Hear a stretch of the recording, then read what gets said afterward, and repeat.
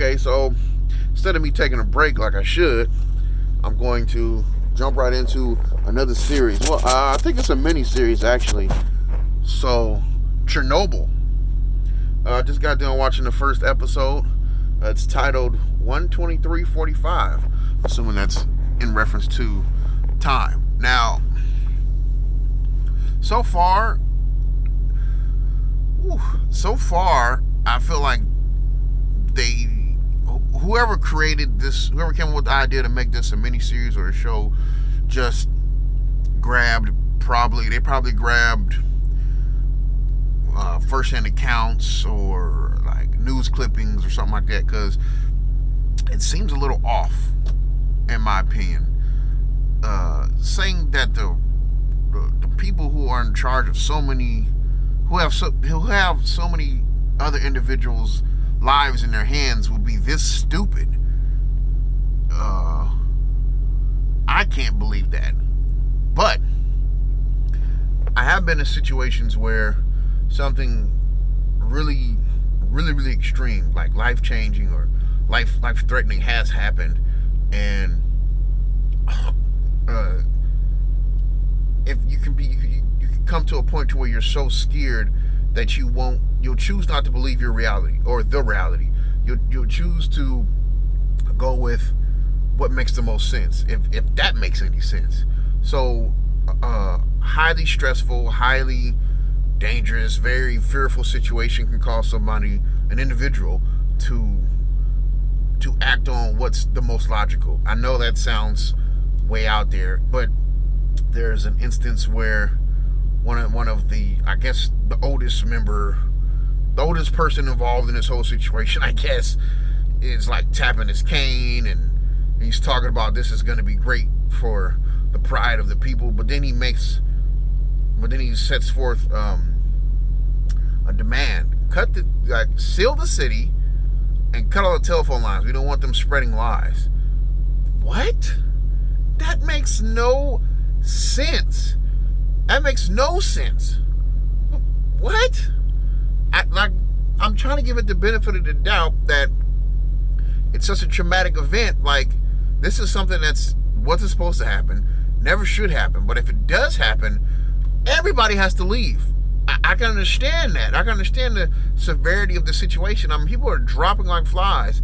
At the end of the episode, they show a bird that fell out the sky from breathing that toxic air. And it's like, and of course they're showing, I guess it would help if you watched a few documentaries or were familiar with the incident, because they're showing things in there like, come to find out later, it's some type of graphite, something used inside the reactor or something like that, something around the core.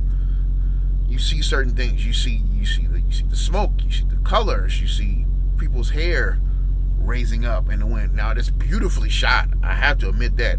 It's beautifully shot. The setting, the music, everything comes together to make such a great experience as I'm watching it. But a lot of it, if you're not familiar with nuclear science or how reactors or nuclear power plants operate, you wouldn't know what was going on. You just, it's beautiful to look at. This is coming from me watching it. I mean, hey, I'll be the first to admit, I don't know anything about nuclear power. Okay, you got me. Except for The Simpsons, you got me there. Okay, so anything that they're showing that could be red flags or signs of danger, I wouldn't know either. I'm in the same position as. That's actually a stroke of genius, really.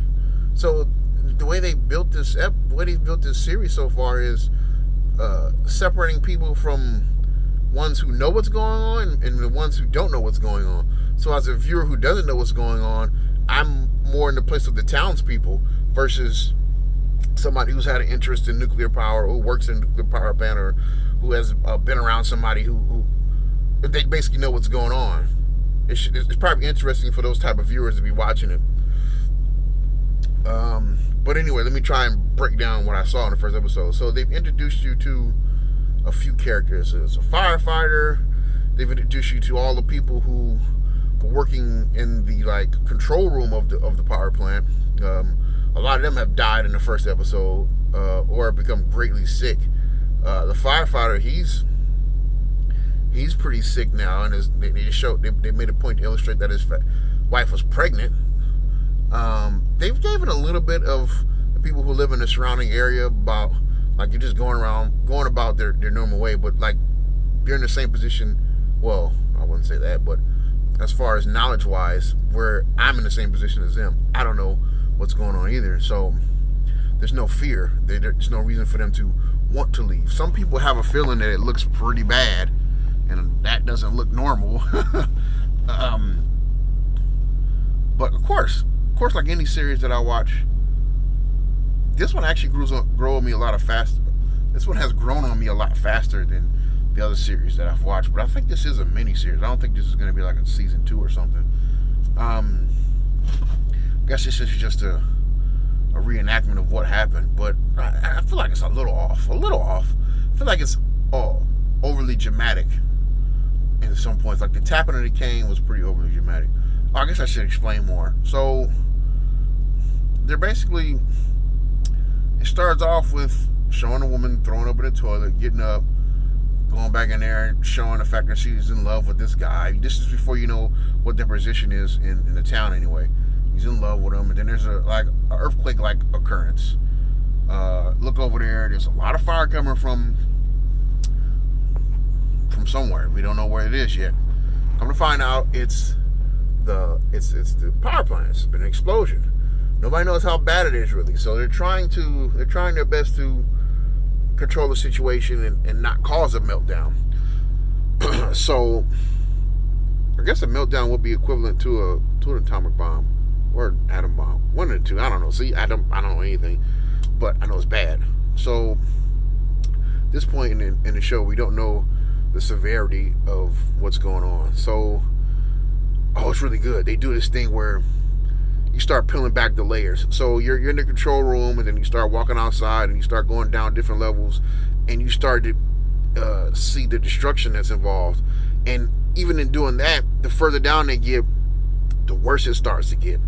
But the closer towards the main explosion, the worse it starts to get. And then you see the first person who's badly injured, and it's like, oh, this is real. But the whole time that you're as the viewer, as you're traveling closer to the explosion site, you have individuals coming back and forth to the control room, and the person who's in charge is just in complete denial about the situation. Like, nah, it's not like that. You're crazy. You don't know what you're talking about. He's in shock. Take him away from there. He's doing a good job of keeping calm, but he's not grasping the situation. I feel like something as traumatic as that can cause the individual to definitely continue on with the mission, so to speak, and not take in what's actually happening, because it shouldn't happen, so it didn't happen. Things like that. So it continues, and then you find out later on the first two characters that you introduced to. Her husband happens to be a firefighter. He gets called in. He goes there, and that's when you're introduced to something that basically looks like a sparkling stone. Come to find out it's graphite, and it goes inside the reactor. And one of his co-workers picks it up. The firefighters. He's like, it's getting hot. Dang, he drops it down. It's really hot.